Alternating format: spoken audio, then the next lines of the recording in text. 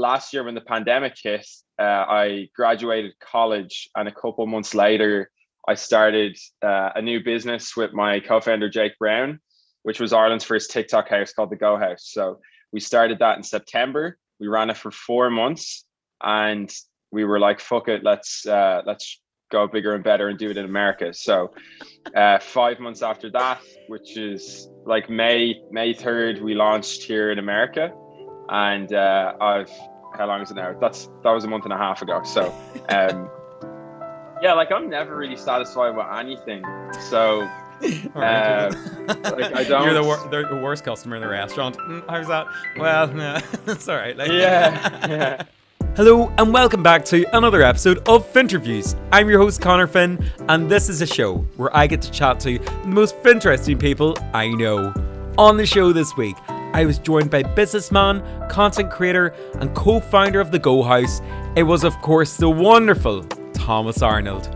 I chatted with Thomas all about his journey from a teen making cricket tutorials on YouTube and selling home alarms door to door to graduating university during a pandemic, co-founding Ireland's first ever content house, and the rigorous life lessons he's learnt along the way, among the exciting plans Thomas has in store for the future.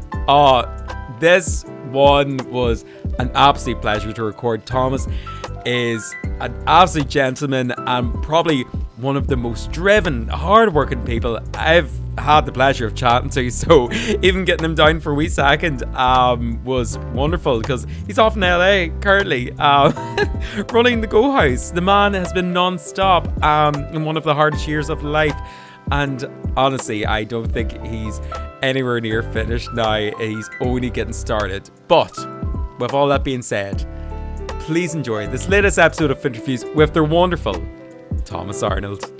Well, welcome back to another episode of Finnterviews. On the show this week, I'm delighted to welcome on the main man of the hour, Thomas Arnold. How's it going? Hello. What's up? Yeah, I'm good. Big international call today. Sorry, I just think it's hilarious. You're the second guest that I've actually done recently that, well, I at least knew you weren't in Ireland, but it's just weird chatting to people who are being like, yeah, schedule a call, and then it's like, then they're mentioning time zones, and I'm going like, oh, Jesus Christ, yeah, that's right. But here, how's it all going for yourself anyways? You're in LA, you seem to be having a pretty good time, like. Yeah, it's good. I was saying to you before the call that because of the time difference, there's like an 8-hour time difference between Ireland and America, that I normally ring my mom in the morning time as soon as I get up, and I normally look really tired, and she's normally not happy with me because I'm not talking to her properly. But yeah, it's great over here. We've been in America now for about 6 weeks, and Jesus. Yeah, it's like the project's launched, which is really cool. It probably goes without saying, but the lifestyle's a lot like nicer over here, mainly because of the weather. It's like sunny, and I can go for runs most days, and I definitely feel like way less stressed, even though I'm doing more work. Yeah. Which is sort of an interesting learning I've had from coming over here. So who would have thought, the weather has like an effect on people's emotions and mindset and mood. I mean, shocking, honestly, like. Yeah, exactly. Funny when it isn't pissing down you all day. You seem to have just a better kind of mindset around the place. Yeah, somebody really should have been warned by this earlier. But yeah, I suppose you were mentioning there, obviously, you've been out stateside, I suppose, for best guts of 6 weeks and all now. But I suppose for the occasion that somebody's maybe listening to this that doesn't really know what we're talking about, or yourself, maybe gives a bit of an introduction, I suppose, a little bit about yourself, your background, like what I suppose you're doing now over in LA and what we're kind of chatting about. Yeah, so my name's Thomas Arnold. I'm 24. I guess a lot of people have no idea who I am. So in short, a couple of the things I've done: I started a YouTube channel when I was in college based around my life in UCD. Basically, I used to do a business course called Commerce, and also when I started college in UCD, I ran a video production business called Fearless Media. So I guess from 18 to 22, I was sort of just documenting college life, and I was running that business, and I was trying to be a source of information for students, as well as hopefully some form of inspiration, even if it's not as good as people who've done way more than me. And then last year when the pandemic hit, I graduated college, and a couple months later, I started a new business with my co-founder Jake Brown, which was Ireland's first TikTok house called the Go House. So we started that in September. We ran it for 4 months, and we were like, "Fuck it, let's go bigger and better and do it in America." So 5 months after that, which is like May 3rd, we launched here in America, and I've how long is it now? That was a month and a half ago. So yeah, I guess like I wouldn't put myself down as an entrepreneur necessarily, because I find that term very cringy, but I've ran a couple of businesses. I try to document stuff online. I try to be helpful or resourceful for people, and hopefully a source of inspiration for people back in Ireland. So that's what I try and give to other people, I guess. Yeah, I suppose. Sorry, it's whenever you're listed off like that, like just in the last year alone, all that's kind of happened. Like, do you realize like how like I mean, it was when you're saying 24 there, I was being like, oh Christ, I'm coming 23 next week, and I'm going like, oh fuck me. But like literally, even you just being like, yeah, I suppose last year, graduated, pandemic, I suppose started TikTok house, like did pretty class. Now I've completely shifted over, like you understand that that's like pretty amazing for like even a year in itself. Like, and I know I was actually kind of seeing one of your last kind of YouTube videos that you put up there as well. I was trying to do some research, and I can just find about you being like, oh, this is like where I started, this is where we're going. I was just saying like, Jesus Christ, man. Like, I mean, it's insane. Just, I feel like you just have one of those mindsets. I suppose that's probably what first, like, I kind of want to chat to you, like, initially reach out, because I think you're one of the few people that's found, like, especially in Ireland, like, at that, like, kind of my age or that kind of demographic as well, that, like, you just seem to be on, like, non-stop over, like, the last guy. Like, you just kind of seem to be hitting the ground running. And I know, obviously, you know, fluctuations here and there, but, like, I don't know. Does it sound funny, you know, hearing yourself back, be like, oh, this is what I do? Or are you just kind of in such a flow of the things that you don't even realize, like, how much has been happening for yourself so quickly? Yeah, I think it hasn't really. Has it kicked in? I think, yeah, I don't think it's really kicked in. There's definitely, I don't know if this is an Irish thing, but it's really bet out of Irish people to, you know, be happy with their achievements, or it's very common for someone to go, oh, it's just, you know, what I've done is not that big of a deal. But sort of that aside, yeah, I don't think it really has hit me too much, to be honest. Like, Jake came to me with the idea July 7th, 2021. So that was basically 11 months ago. And like, if I was to look back on the previous 23 years before that, this has definitely been the craziest year ever. But stuff becomes normal very quickly. Like, when Jake thought of the idea and we were working on it in our office in Dublin, that became normality. And then, like, when we launched the house, it was unbelievable. And then it sort of became normal again. And then when that house closed and we were preparing to launch a new house, like, that became normal. And now we're here and it's crazy. And now it's not that it's become normal, but it's like, no matter what you end up doing, it'll all sort of normalize to at a point. And so it's like, it's a never ending game, really, to be honest. Like, it's a never ending game. I suppose, like, one of the big things is as well, like, for myself, like, I have only been down Dublin kind of last year or so as well, but like, I remember obviously initially coming down and like had a couple months pre-pandemic, but obviously TikTok house and stuff like that, like, you were one of the big names that I remember being like, geez, what the fuck's like going down here? Like, I mean, I'm just like wee lad from like Armagh, so I was like, God, Dublin's really, God, everybody's really chanced their arm, aren't they? But like, so much of like the podcast like kind of started with, I've chatted to so many different like Irish TikTokers and stuff like this, but like, I know what you mean, that like, in the sense where it's like, it was crazy and it becomes normalized, but like, so chatting to so many other content creators, stuff like this, you guys particularly, and obviously, you know, you're kind of running this whole thing, like, it hasn't kind of gone to like that fluctuation stage where it's kind of been like, oh yeah, I've done this and, you know, we'll see where it goes. it seems to just be builded like at a ridiculous rate compared to like some of the kind of other ones I've been chatting with that just kind of been like, yeah, no, this is hype happening, but like you guys, like I couldn't keep track. I was being like, sorry, what? Like I remember sitting in the living room and chatting with my mates, being like, do you know that like the TikTok guys? It's like, I think they're in America now, and they're being like, wait, what? And I was being like, yeah, let me just double check this. I'm pretty sure they're in America. Like, like it's just been exponential. I think just the last like year in itself, like just the way that you sort of be able to, say it almost so like candidly, like that personally for myself, I'm just be like, Jesus, for play it, you guys, like honestly. Yeah, it's yeah, like I'm never really satisfied with anything. So All right, like I you're don't. the worst customer in the restaurant. How's that? Well, nah, it's all right. Like, Yeah. Like even like there's no real, we're not a party house, but like there was like this weekend there's been a couple of parties in the house, and Mm. the vibe was like quite good on Friday night. And I remember coming home and I have notes in my phone at like 3 a.m, like, should we have a guest list? Should we invite that DJ guy? Should we get the guy? There was a guy who came in with a guitar and he was playing really funny songs. And I was like, Yeah, oh, we should invite him. And like my mind always veers towards how to make stuff better and how to fix stuff.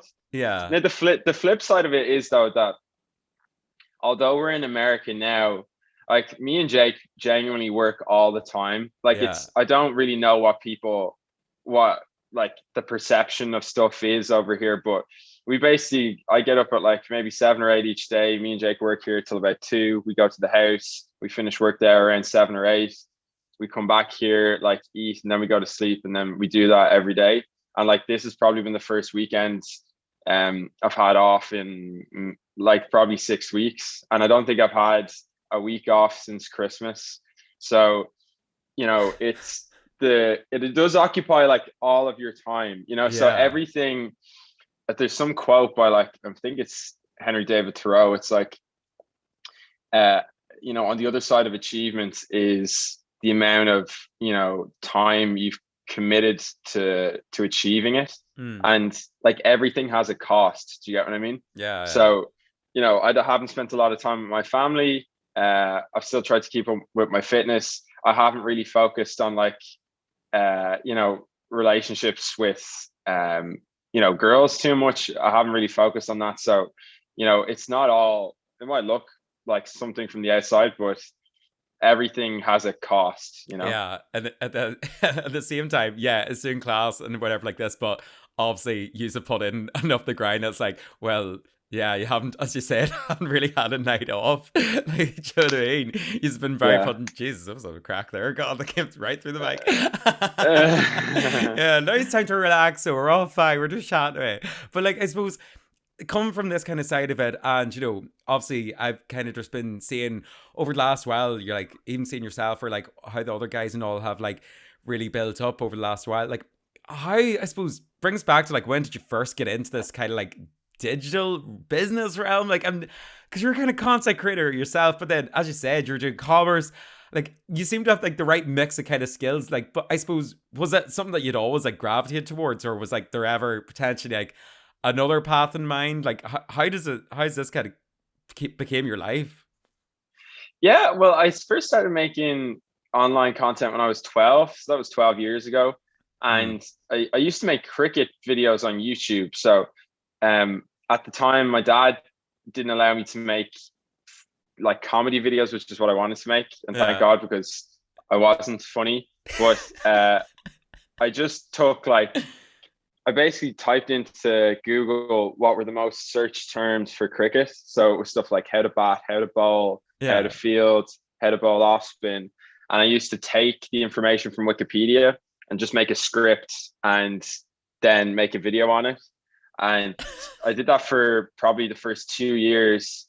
I started doing like a little blog on WordPress. Yeah. Um, and ever since then, I've always been making some form of content. And I think when I was growing up, I did loads of different sports, and I also tried loads of different things in secondary school.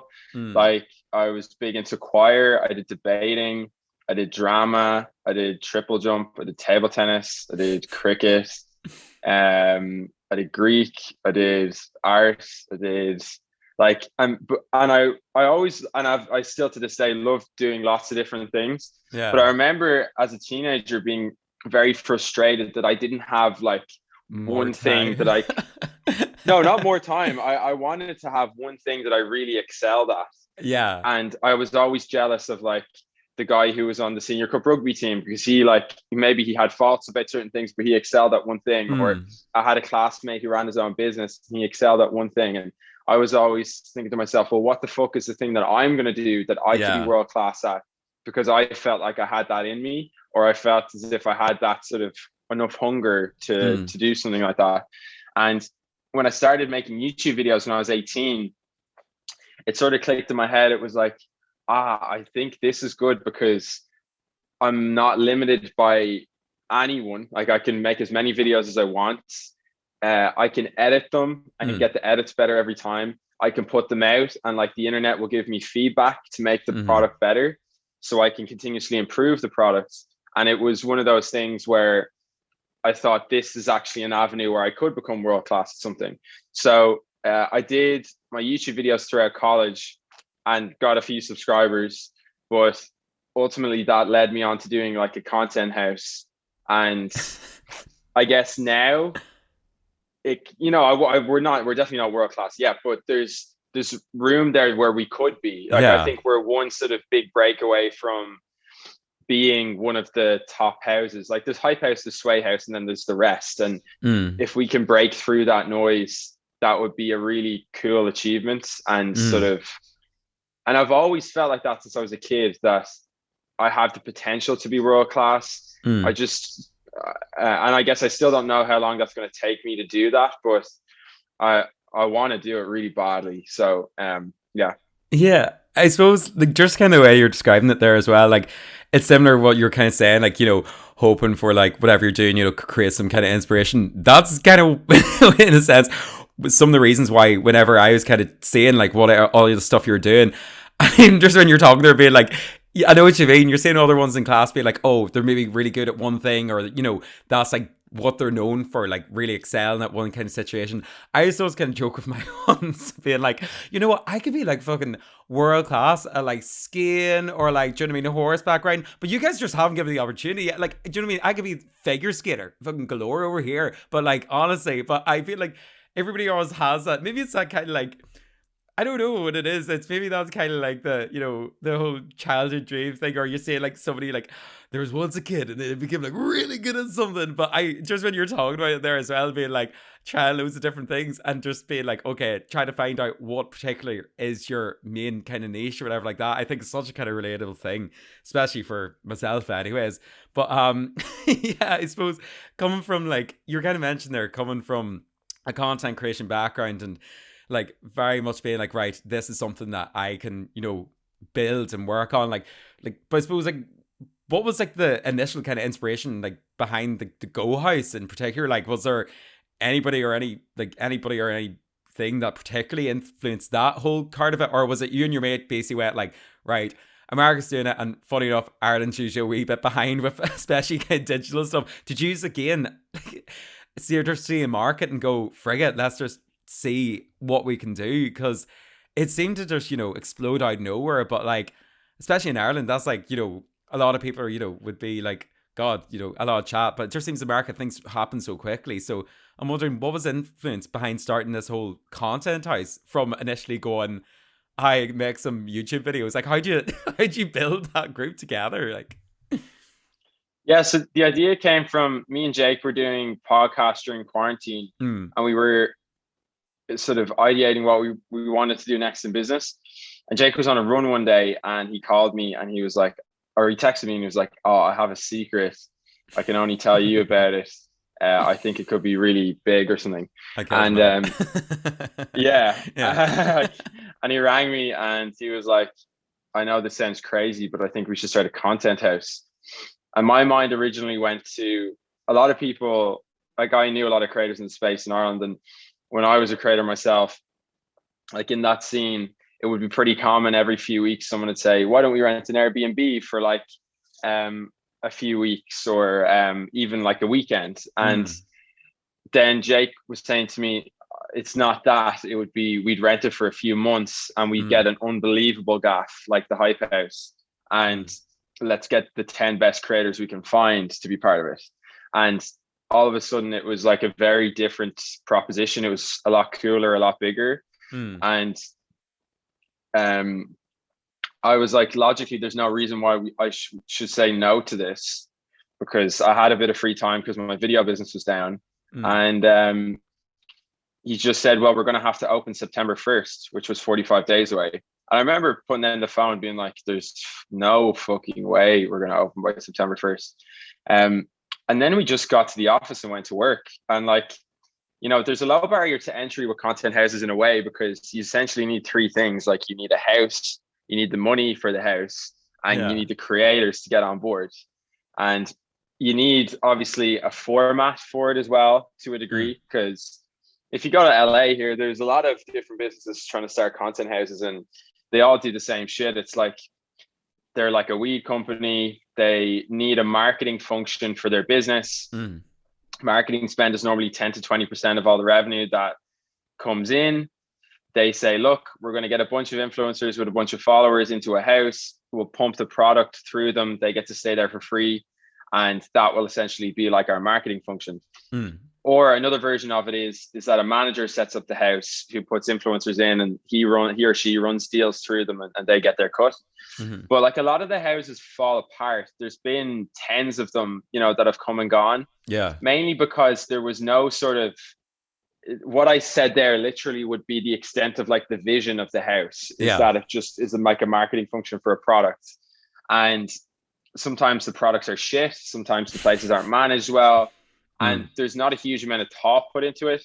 And so although the individual parts of the house are relatively simple, you need, you know, two people there, or whoever the founder is, you need them to have like a vision for what they want the house to become, a vision for how they'd like the influencers to grow and be treated. And it needs to have like a longer term to it, because like a content house is essentially like a media company, and media companies you need time in existence to be able to succeed at anything. So although, you know, we ran that house for 4 months in Dublin and it was great, and a lot of people said that, you know, we wouldn't run it for more than a month or that we'd run out of money. They were proved wrong.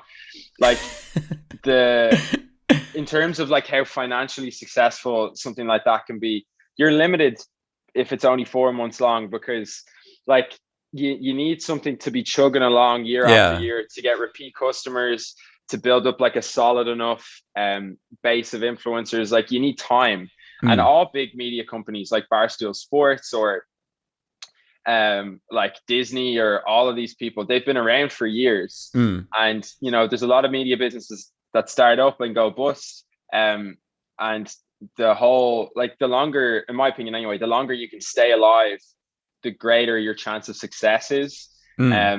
So I don't really know why I went on that rant at all, but yeah. I was letting you go for it. I seen your kind of eyes wandering there, being like, this is like why we're going for this. Well, like, I suppose, you kind of put it down into digestible terms. Like, like myself, I would kind of work in, well, my background's kind of in more kind of traditional broadcast media and stuff like that. So I think particularly, like, since moving down to Dublin, I just had no idea. Like, and even as you're saying, they're like, this is such a new thing. Like, I think about the breadth of what, you know, how people have even only really during the pandemic have like opened their eyes up to TikTok. Like, you just kind of went into, I feel like, reading this room and like understood it as you kind of were able to explain it down there, being like, essentially it's a media business. And you were able, like, that there's in my own kind of head is like the way that you were be able to be like, yeah, well, this is a function of it, this is how, you know, a content house works, to really an environment that has never, you know, allowed for a function like that. Do you know what I mean? It's quite like a thing to kind of get your head around, always, to be like, so like, even to I explain to people, it's like, so you're like running a content house, what does that mean? It's like, there's not even a reference point really, unless you're, you know, our age or even a bit younger. Like, it just seems as a kind of another worldly thing. So I suppose that's where I was kind of wondering, it's like, how did you get like the influence for that? Do you know what I mean? Like, because it sounds like it's just something that's still so new. But as you said, there's repeated patterns of formats that came from, Barstool Sports, or like, I suppose, even College Humor and that kind of variations. Like, was that kind of what you based the kind of thing, right? This is just, we see an opening for it. And as you said, it kind of just, it took off because you understood the format of it all. Yeah, like in terms of to say like Barstool Sports, like with any business, you sort of look at, well, how do I start it, and like what are the ways I make money? So, for example, like if you were doing a physical coffee shop, you obviously have to have a lease on a location.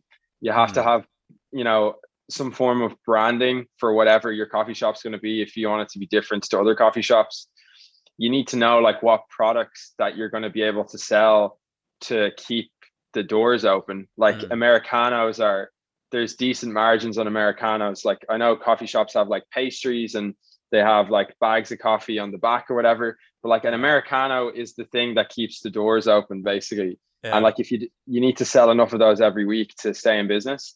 And when it comes to something like Barstool, like a third of their revenue comes from merchandise, a third of their revenue comes from podcasts, advertising, and a third of their revenue comes from like talent basically.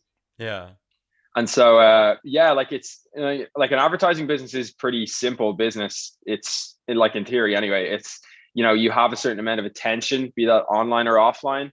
So for example, like if you're JC Deso and you own all the billboards across Dublin, then that's like an offline form of attention, because you say, hey Connor, if you want to rent the billboard on Stephen's Green, it has a footfall of like 100,000 people every week, and that there'll be a cost associated with that because they own like the space for the advertising. They own the physical real estate, and there's a price associated with that.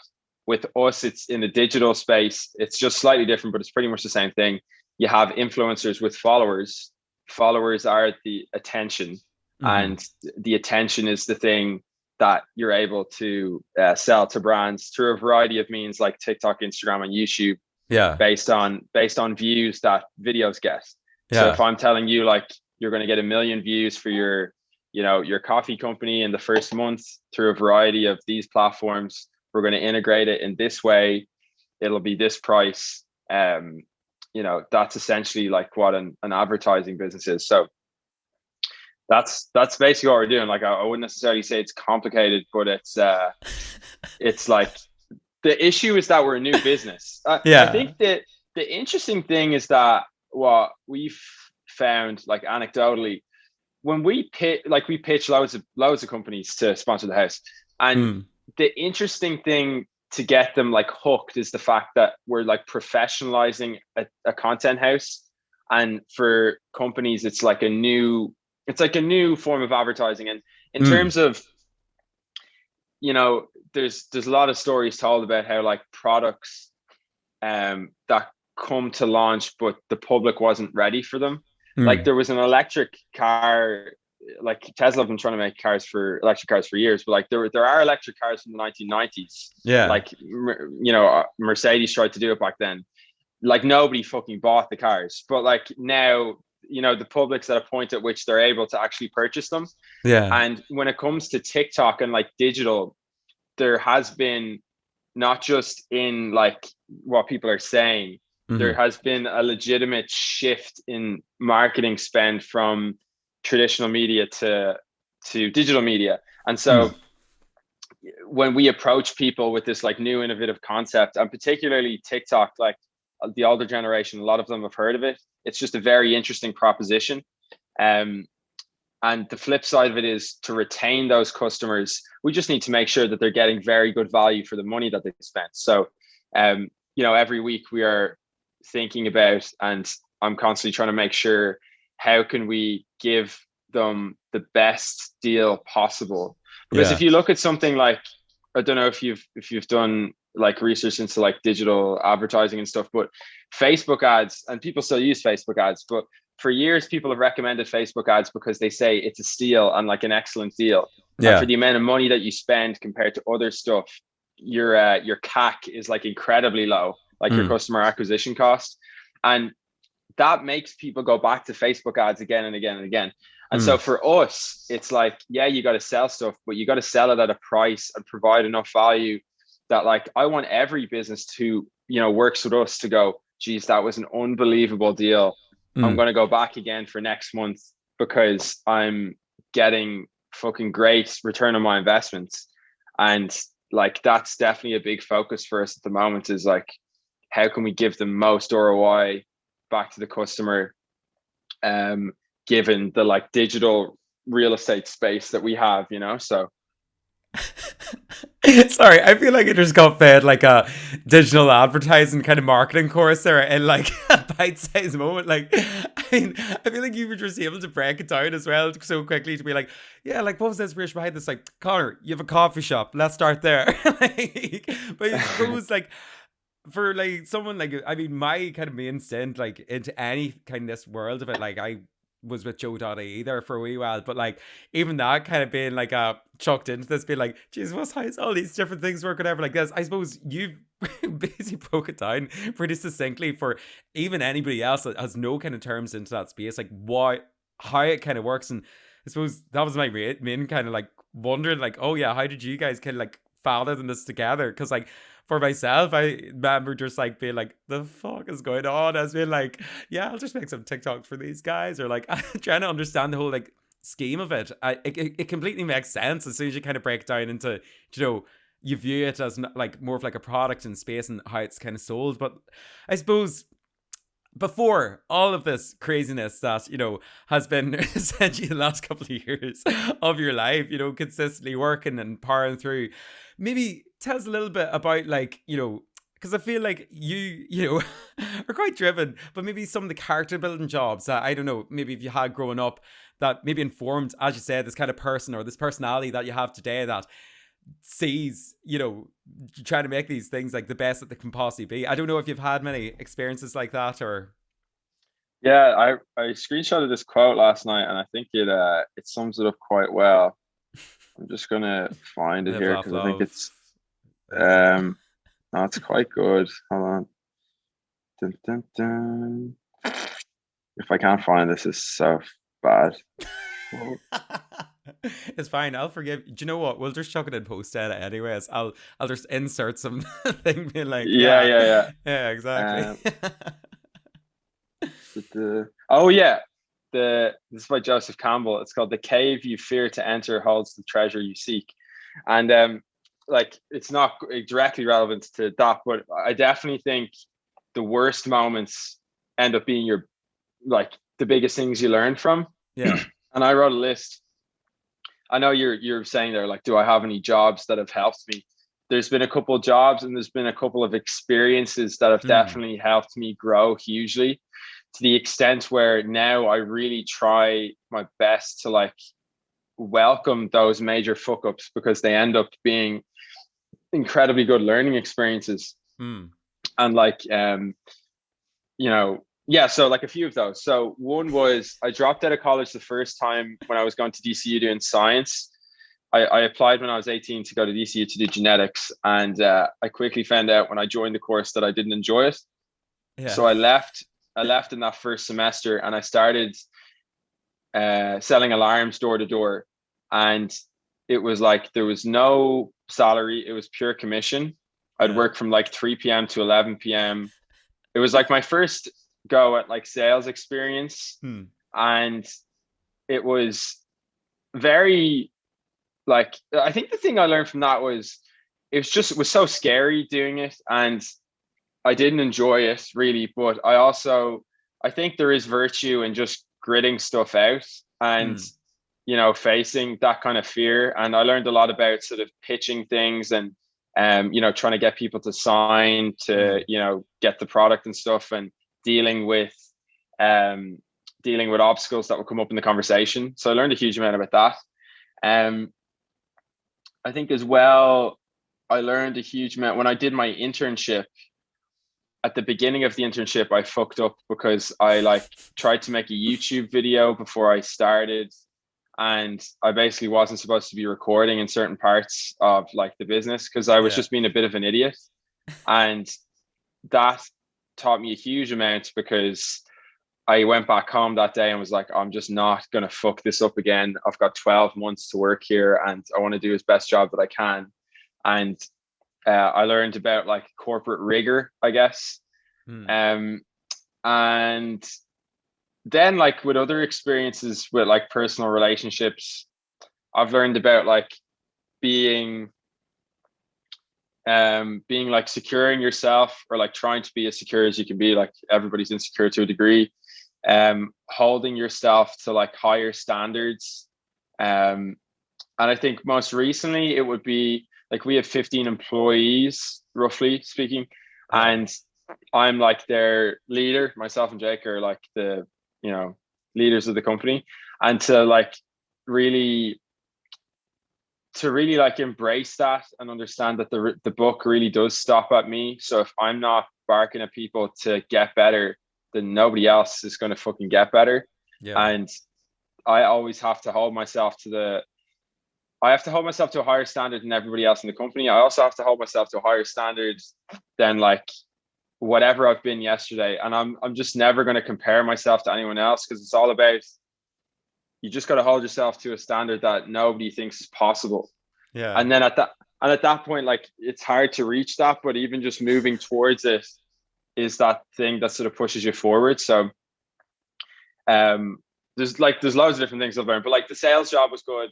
I learned about customer service when I used to work in a garden center. I used to work for a startup, and I learned about there was only 5 people in the startup, and how like people have to wear many different hats. That was when I was like 18, 19.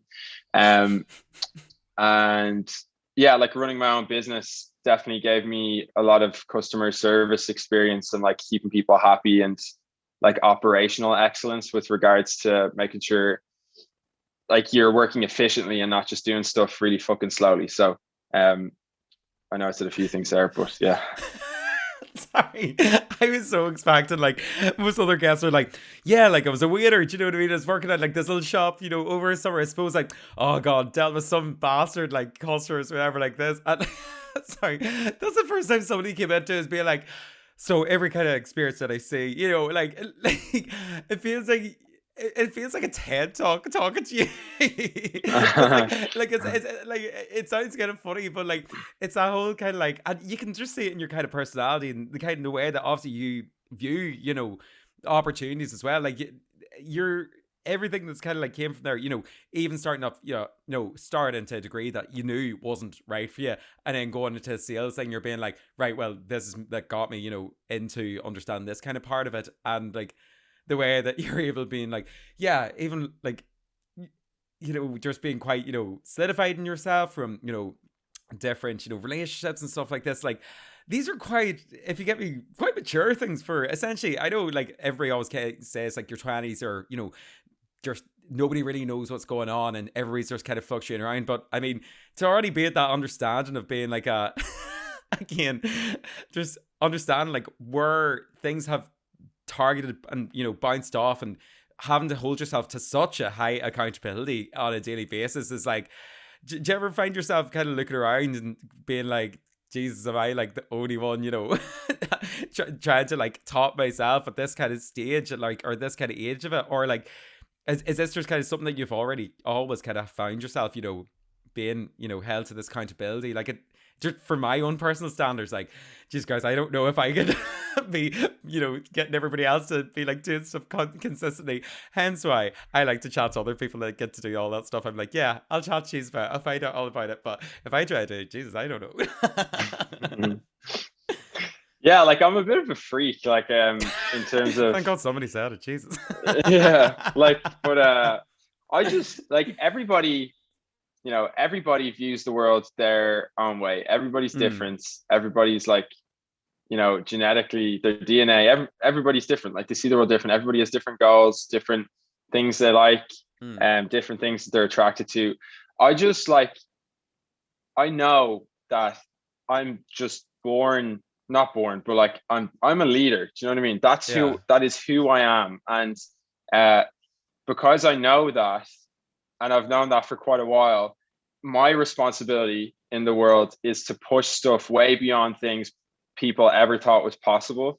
Because through the best way to teach people is through example. So like, even that's why I was really happy about the move to America, because even just going to America, I know by default that will definitely inspire some young people who would know of me, that like, oh, this person made it. He might have been talking shit in Dublin, but like he's in America now, and that in and of itself is like a very cool thing.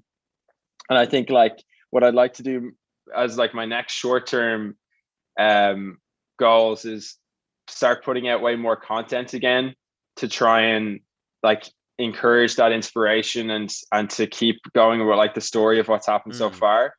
And also the next move would be like, well, this business should be hopefully very financially successful, or maybe it gets I don't know, maybe in the future it gets bought out or something, or this project is extended for a long period of time, or we become one of the biggest houses in the world, or those are the kinds of things that are really inspirational. And I look at the greats to try and take inspiration from, like Michael Jordan, Roger Federer, like just Nike. Yeah, I hear you. Nike as a brand, all that kind of stuff. And I guess it's a bit heavy, and like, to be honest, I don't know how many people would. You have to be a bit of a freak like Jake to want to go into business with me, but that's the role I'm supposed to live out. Like, I know that, and so that's just what I'm going to do. That's just what I'm going to do. Well, I mean, you kind of filled out the rest of my kind of format there anyways. I was going to be like, tell us, about something like the horror stories, the worst parts that ever happened, suppose some of the great parts. So succinctly, literally, and then straight on, so this is my plans now in the future. Well, I mean, but I mean, that's it. You're just a man with a plan, and you got the action. And no, honestly, like, I think you've kind of answered all I was going to really ask you anyway. I might be even having to ask it. So, I mean, you've made my life even easier anyway. You just led this interview, as you said, made for it. But as you said there, like, do you know what I mean? This is like a thing that you recognize that, this is something that you're good at. And you've obviously put yourself into this environment as well, where you can build that so much further. And I mean, as you said, they're like big plans for the future. I mean, if there's one person that isn't short of them, it's going to be yourself, Thomas. Like, do you know what I mean? Like, but I suppose like, I think you've kind of just taken it. You're taking it off the work for me. I didn't need to ask anything else. No, honestly, man, I really appreciate you taking out the time and make this the most succinct interview I've probably had till date. No talking about here. But honestly, I suppose if people, are listening to this, I mean, the rare occasion that somebody's finding you come through me, I don't know, some fucking pleb under a rock somewhere. Maybe where do they find all your stuff, keep up with everything, and kind of find out everything? Thomas Arnold, Go House, all that kind of jazz. What's the best places to see us? So the Go House, if you type in the Go House LA on TikTok, Instagram, or YouTube's probably our strongest platform at the moment. So we do a 5-day-a-week YouTube show, which is reality TV that we're doing at the moment. Same goes with the podcast, the 5-day-a-week podcast show. And then myself personally, if you just type Thomas Arnold into any platform, you'll if you go on YouTube, you'll get a good gist for my personality and what I've done previously. So you could follow me there. And Connor, very grateful to be on the show, and thank you very much for inviting me. I really appreciate it. Oh God, it's been an absolute pleasure, man. Well, here, have a good afternoon, I guess. I'm being like, Jesus, I need to fucking get ready for bed now. But honestly, wish you all the best for everything. And I just can't wait to see what fucking you do next. Honestly, it's been a pleasure. All right, man. No worries. Bye. Thank you so much for tuning into another episode of Finnterviews. If you enjoyed this episode, or indeed any other episode in this series, please do remember to give us a like, comment, share, subscribe, and a 5-star rating on whatever listening platform you're on. All of that stuff really does help the podcast and everything else that goes with it. And also, if you do us a wee favour as well and give us a follow on socials, I'm on everything at this stage. If you just search for Finnterviews or Finnterviews podcast, you'll find me there, and give us a wee follow and keep up to date with everything, and the latest episodes are coming out whenever they do. Yeah, until next time, thanks again for tuning in, and I'll chat to you later. Bye.